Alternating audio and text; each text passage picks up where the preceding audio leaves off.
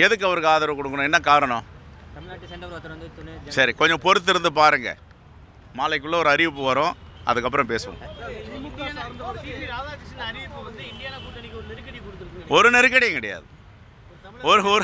ஒரு நெருக்கடி கிடையாது. எங்கள் பாஜகவை சார்ந்த ஒரு சிபி ராதாகிருஷ்ணன் மேலே இருக்கிற அக்கறை பாஜகவுக்கும் ஆர்எஸ்எஸ்க்கும் தமிழ்நாட்டு மக்கள் மீது ஏன் இல்லை?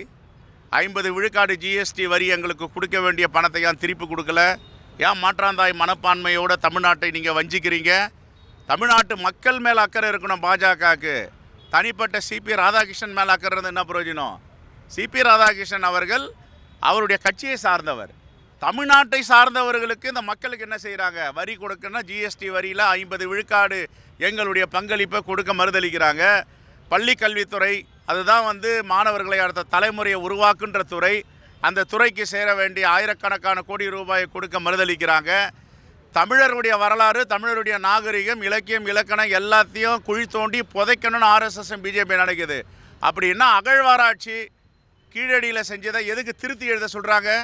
தமிழ்நாட்டு மேலே நம்பிக்கை இருக்குது, தமிழ் மண்ணு மேலே நம்பிக்கை இருக்குது, தமிழ்நாட்டு மக்களை இவர்கள் ஆதரிக்கிறார்கள்னா தமிழருடைய வரலாறான கீழடி வரலாற்றை ஏன் திருத்தி எழுத சொல்கிறாங்க? அமர்நாத் ராமகிருஷ்ணனை எதற்காக பணியிடை மாற்றம் செஞ்சுருக்காங்க? இதெல்லாம் தமிழ்நாட்டு மக்களுக்கு தெரியும். ஆனால் சிபி ராதாகிருஷ்ணன் அவரை துணை குடியரசுத் தலைவர் ஆகிட்டோன்றதுனாலேயே இவர்கள் தமிழ்நாட்டு மீது பற்றுள்ளவர்கள்னு தமிழ்நாட்டு மக்கள் ஏற்றுக்கொள்ள மாட்டார்கள்.